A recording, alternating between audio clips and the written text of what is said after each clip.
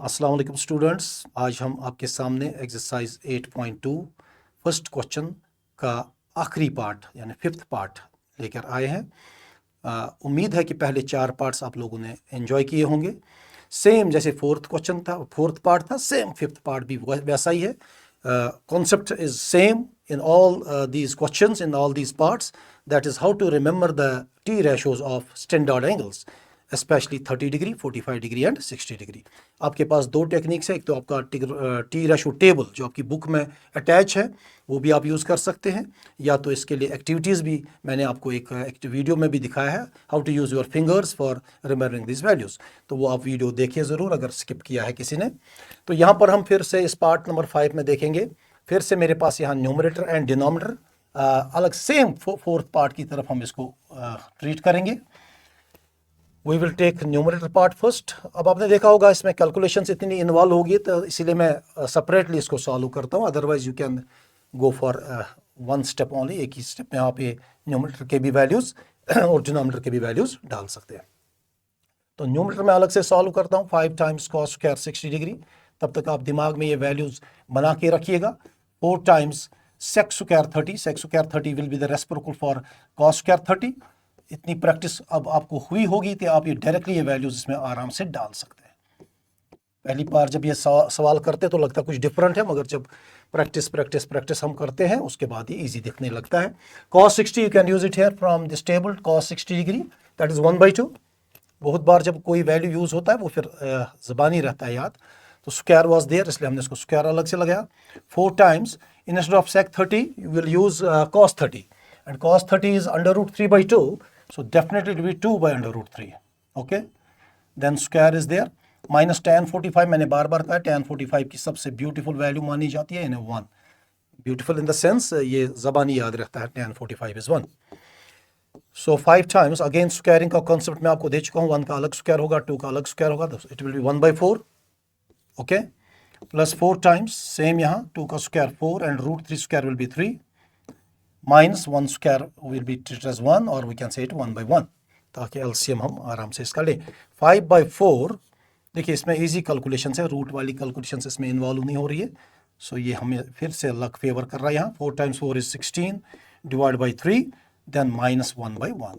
Okay, इतना LCM तो आप लोगों को आराम से आ जाएगा। क्लास 5th क्लास 6th के बच्चे भी इतनी कैलकुलेशन तो कर ही लेंगे। What is 4 times 3, that is 12 will be the LCM. LCM आपको पता है ना, डिनोमिनेटर्स का निकालना होता है। सो 4 एंड 3 ये आपस में मल्टीप्लाई होकर 12 देंगे। सो 4 टाइम्स 3 इज 12। यहाँ पर मैंने अक्सर बच्चों को गलतियाँ करते देखा है। देखो इसमें स्टेप क्या है, ये 12 जो आपका एलसीएम निकला है, इसको हम इस 4 से जो डिनोमिनेटर है उससे डिवाइड करेंगे पहले। 4 टाइम्स 3 इज 12।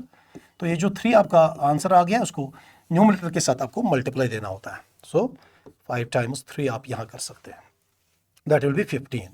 क्योंकि 10th क्लास के बच्चों को भी फिर इसके बाद कंफ्यूजन होता है कि अब कैसे लिखनी है टर्म।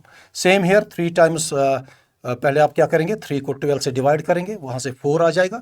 16 टाइम्स 4, ओके, मैं यहाँ दिखा रहा हूँ ताकि आपको थोड़ा इजी लगे, दैट इज 64। फिर से मैं दिखाता हूँ आपको, 3 को 12 से डिवाइड करना, ओके। 12 को 3 से डिवाइड करके जब हम देखेंगे, 12 को जब हम 3 से डिवाइड करेंगे दैट इज 4, उस 4 को न्यूमरेटर से आप मल्टीप्लाई करेंगे। माइनस यहाँ पर 1 को 12 को जब 1 से डिवाइड करेंगे आप, तो 12 ही आएगा। सो 12 टाइम्स 1 इज 12। होप ये स्टेप आपको अब क्लियर हुआ होगा। स्टेप बाय स्टेप मैं आपको दिखा रहा हूँ ताकि कोई भी आपको दिक्कत ना आ जाए स्टेप्स लेने में। फाइनल स्टेप तो बिल्कुल आसान बन चुका है। क्या करना पड़ेगा, यहाँ बॉड मास के हिसाब से आपको 64 और 15 को पहले ऐड करना है। 64 प्लस 15 दैट इज 79। 79 में से 12 आप आराम से काटिए, तो 67/12। ये देखिए कितना आसान सा पार्ट, 67/12। इसमें रैशनलाइजेशन की कोई ज़रूरत नहीं पड़ी हमें, बिकॉज हमारा डिनोमिनेटर ऑलरेडी रैशनल ही है। तो इस पार्ट में आपने देखा न्यूमरेटर को सॉल्व किया गया। अब एज पर द रूल हम डिनोमिनेटर को भी अलग सॉल्व करेंगे, और उसके बाद आराम से हम फर्स्ट पार्ट में दोनों वैल्यूज डालेंगे। So what was my denominator, एक बार मैं ज़रा देखता हूँ हमारा क्वेश्चन का डिनोमिनेटर क्या था। ये देखिए क्वेश्चन का denominator sine square 30 plus cos square 30, okay.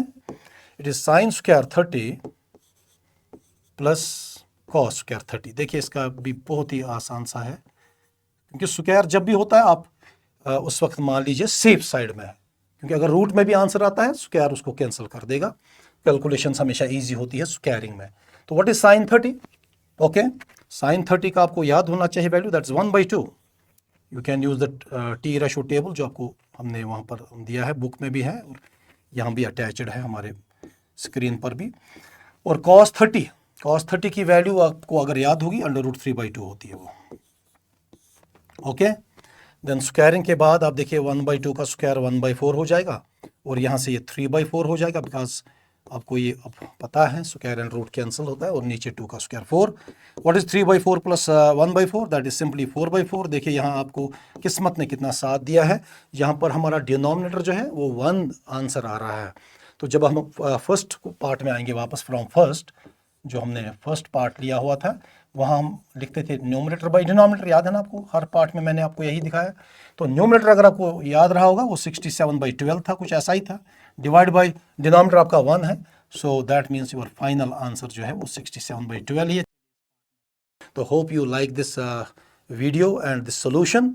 हमारी चैनल को आप ज़रूर सब्सक्राइब करें और बेल आइकन भी साथ साथ दबाया करें, लर्न श्रीनगर। और इस वीडियो को भी आप बाकी दोस्तों तक शेयर ज़रूर करें और लाइक इसको करें। Thank you. बाकी वीडियोस लेकर आपके सामने फिर से हाजिर होंगे।